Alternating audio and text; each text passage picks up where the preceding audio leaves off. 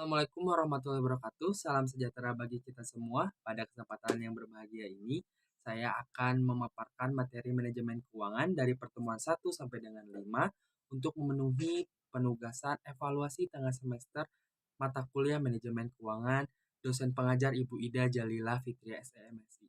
Sebelumnya, perkenalkan nama saya Muhammad Arya Priyadi dari kelas C2 Akuntansi angkatan 2021 dengan nomor pokok mahasiswa 102211127 dari Universitas Teknologi Digital. Pada kali ini Adi akan membahas pertemuan 1 sampai dengan pertemuan 5. Ada 4 pokok pembahasan. Pembahasan pertama mengenai manajemen keuangan, yang kedua laporan pada keuangan, yang ketiga nilai waktu dari uang, dan yang terakhir mengenai analisis rasio keuangan. Pembahasan pertama yaitu mengenai manajemen keuangan. Dalam manajemen keuangan ini ada 2 pokok pembahasan. Yang pertama mengenai definisi manajemen keuangan dan yang kedua mengenai peran seorang manajemen keuangan. Apa sih definisi dari manajemen keuangan? Manajemen keuangan merupakan sistem yang mencakup sirkulasi keuangan, persetujuan kredit, keputusan keuangan atau investasi, dan validasi keuangan. Nah, sekarang apa sih tugas dari seorang manajer keuangan? Peran atau tugas dari seorang manajer keuangan meliputi perencanaan, pengawasan, pencatatan, dan memutuskan atas segala ketersediaan pengadaan pemanfaatan dana perusahaan atau organisasi yang bertujuan meraih profit, yang tentunya menguntungkan dengan menekan biaya, juga bertanggung jawab atas pemegang saham serta memastikan akan adanya investasi. Nah, jadi itu untuk pokok pembahasan materi pertama mengenai manajemen keuangan. Selanjutnya materi yang kedua yaitu laporan keuangan. Laporan keuangan sendiri ialah hasil dari kinerja seorang akuntansi yang menjadi sumber keputusan seorang manajer keuangan. Hasil dari kinerja seorang akuntansi itu laporannya apa aja sih? Hasil dari laporan keuangan itu sendiri terbagi menjadi 4. Yang pertama, laporan laba rugi. Laporan ini menjelaskan hasil kinerja perusahaan apakah menguntungkan ataukah merugikan.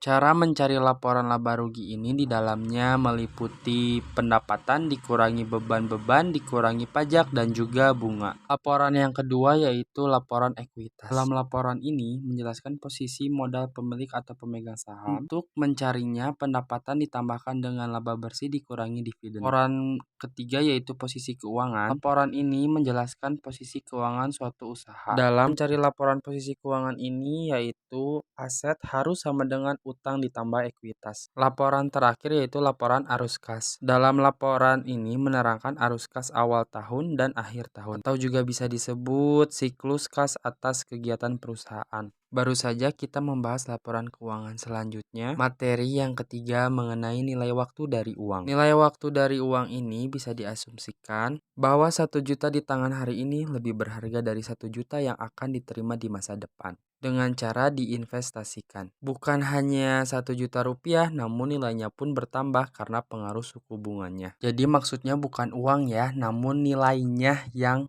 bertambah. Dalam nilai uang ini di dalamnya memaparkan nilai dari uang sekarang, nilai dari uang masa depan atau yang akan datang, suku bunga dari bank, jumlah periode yang terlibat, dan juga anuitas atau sering disebut juga pembayaran tetap setiap tahunnya. Dengan mempelajari nilai waktu dari uang ini, kita dapat mengetahui nilai uang hari ini akan lebih jauh berharga daripada nilai uang yang akan datang. Namun harus digarisbawahi nilainya bukan uangnya. Pembahasan mengenai nilai waktu dari uang demikian. Pembahasan selanjutnya yaitu analisis rasio keuangan. Analisis rasio keuangan merupakan suatu analisis yang digunakan perusahaan untuk menilai kinerja keuangan berdasarkan perbandingan masing-masing pos uang terdapat dalam laporan keuangan. Ada 5 kategori analisis rasio keuangan diantaranya.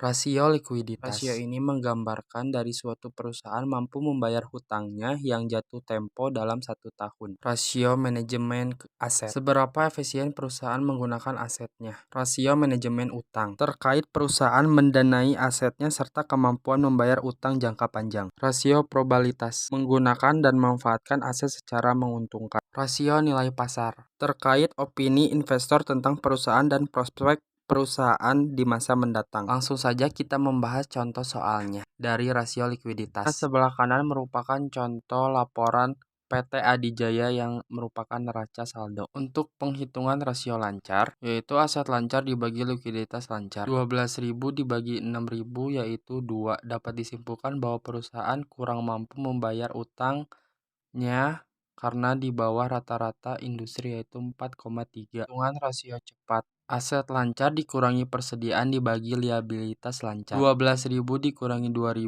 dibagi 6.000 sama dengan 1,67. Artinya bahwa perusahaan kurang mampu membayar utang karena rata-ratanya di bawah industri yaitu 2,2. Nilai tersebut dapat dilihat dari laporan neraca. Untuk rumusnya dapat dilihat dari slide sebelumnya. Selanjutnya contoh dari kasus studi manajemen utang. Di atas disajikan laporan neraca dan juga laporan laba rugi. Untuk pertama kita akan mencari total utang pada modal. Rumusnya total utang dibagi total equity plus total utang dikali 100%. 12.500 dibagi 20.000 sama dengan 0,625 dikali 100% sama dengan 62,5. Artinya perusahaan kurang baik membayar utang jangka panjangnya karena rata-rata industrinya yaitu 38,4%. Selanjutnya rasio times interest earning yaitu laba sebelum bunga dan pajak dibagi biaya bunga. 32.000 dibagi 3.500 sama dengan 9,14. Artinya perusahaan kurang mampu membayar utang jangka panjangnya karena rata-rata industrinya 6,0. Seperti contoh soal sebelumnya, rumus dapat dilihat di slide sebelumnya dari laporan. Nah, tadi pembahasan dari semua materi pertemuan yang disampaikan oleh Ibu Ida. Tadi mohon maaf bila ada kekurangan karena mengingat waktu yang diberikan hanya 6 menit. Terima kasih sudah menonton. Sekian. Assalamualaikum warahmatullahi wabarakatuh.